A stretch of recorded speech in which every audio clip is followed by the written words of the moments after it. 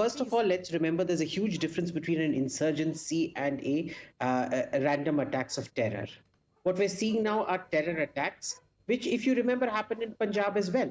Remember, the Chief Minister Beyant Singh there was blown up by a suicide bomb well after the insurgency ended. So first and foremost, the insurgency has well and truly ended in Kashmir, number one. Number two, what has happened is the reason all these people are so upset was that the entire previous 20, 30 years since 1990 have been an endless gravy train. Kashmir accounted for just 1% of revenue and 10% of all budgetary expenditure of the Indian Union. Okay, so everything that was good about Kashmir was essentially being sustained. Nearly 55% of the population was dependent on government handouts.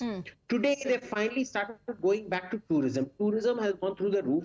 This was always a tourism sustaining economy.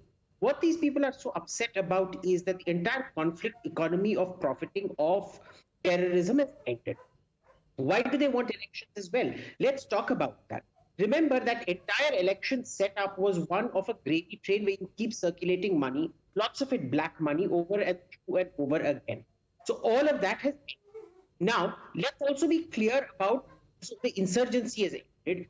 Development takes time, but right now you are seeing fantastic tourist development. What exactly do these people want in terms of change? You don't have those checkposts there anymore. The security presence is drastically reduced. Nothing has changed. Come on. Really? Is this based on some, self-ticketing, I'm a secular liberal, I know everything, etc., etc. ये self-certification नहीं चलता है. This is not North Korea where you can declare yourself the Democratic People's Republic and decide things.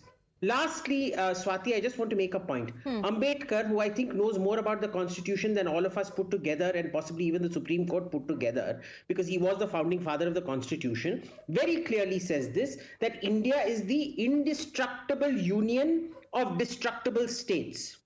You go through the Constituent Assembly notes and his own speeches.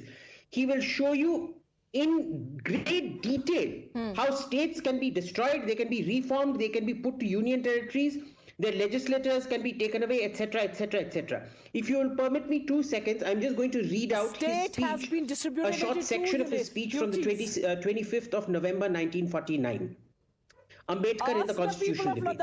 It may be that the Constitution assigns to the centre too large a field for the operation of its legislative and executive authority than is to be found in any other federal constitution. It may be that the residual powers are given to the centre and not to the states. But these features do not form the essence of federalism. The chief mark of federalism, as I said, lies in the partition of the legislative and executive authority between the centre and the units by the Constitution. He does not say states.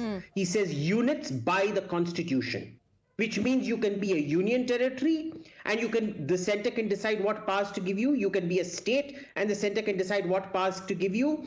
There are places like Andaman and Nicobar and Lakshadweep, which are union territories which do not have a legislature. Are they any less democratic? No. I'm sorry, but this is not how things work. So, these people can concoct. Remember, we're talking about people who have essentially been living off the ruling class, who have been parasiting and living off the rest of India's revenues for the last 30 years. All right. They don't want to work for a living. Kashmiris are heaps happy. Okay, Abhijit Iyer-Mitra, I want to bring in Tehseen Poonawalla as well, because there are a lot of political reactions and it is quite contradictory as well, talking about the INDI bloc.